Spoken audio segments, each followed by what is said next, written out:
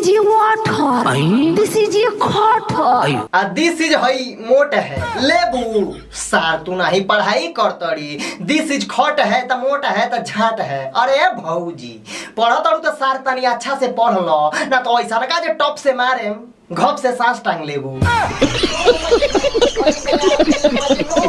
This is a water. This is a tomato.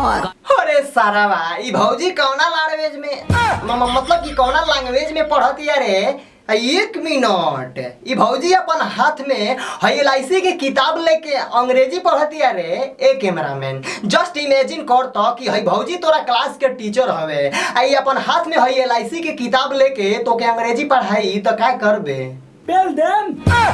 अरे सारा बातें तो बड़ दोगला बाड़े रे। आवा तो हमरे संगे क ख पढ़ के दिखावा। बोला ये भौजी कैसे केला ना दादा खासे का देवा खेला। अब देखो भाई लोग हई सर हितवा ये भौजी के पढ़ावता पढ़ावे हमके कोनो दिक्कत ना बा। हमारे झाट बसे बात से झरकता कि हई सर हाथ में उल्टा किताब लेके कौन पढ़ाई करावता रे। ई तो सरवा अपन हाथ में LIC के किताब ले ले बा ऊपर से उल्टा किताब पकड़ के पता ना कौन पढ़ाई करावता। बोला ये भौजी कैसे केला। अरे तहार बहन चोदो कैसे कबूतर बोल देले रहत तका तहार गाड़ पिराए लगत। बोला सर गजब बेइज्जती है।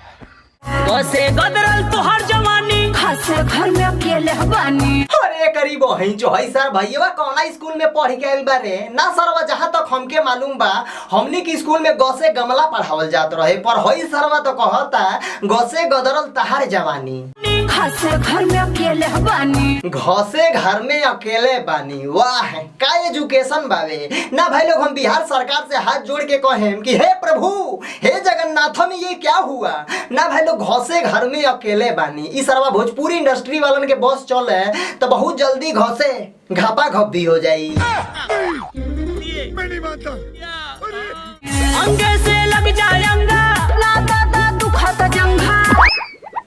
सरवा हम अभी ले ई जानत रही कि हैजा पढ़ाई लिखाई के बात चलता पर ना हम तो गलत बानी। ऐजा तो ठोका ठोकी के बात चलता ना भाई लोग। भौजी कहती है कि ना दादा दुखत जंघा तो ये भौजी शुक्र करा कि खाली जंघे दुखता कहीं हमार कैमरामैन के पाले पड़ जाइबू तो गड़ियो पिराए लगी बुझाइल सर फक सारे।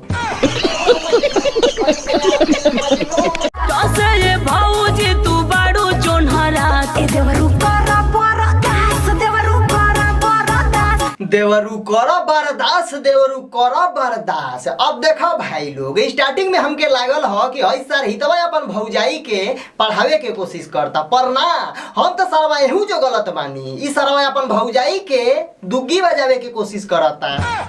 क्या बात कर रहे रे बाबा। देवरू करा बरदास देवरू करा बरदास। अरे भौजी कबले बर्दाश्त करवाइबू हो ना सरवा है हितवा कहीं बर्दाश्त कैला के चक्कर में अपना पाइंट में छिरिक ना दे। तनी होखे दाना रात तनी होखे दाना तनी होखे दाना रात तनी होखे दाना रात। एक कैमरामैन हमके लागत आई भौजी देई। अरे माँ चुदी पर बता। देवरू करा बरदास तनी होखे दाना रात तनी। ए भौजी शुक्र करा तहरा देवर के जगह कहीं हम नहीं खी ना सरवा हम बर्दाश्त ना करती। बेड पर उल्टा लेटा के ऐसा जे कलैया खेल के मरती टप से पलंग पर से कूद जैतू।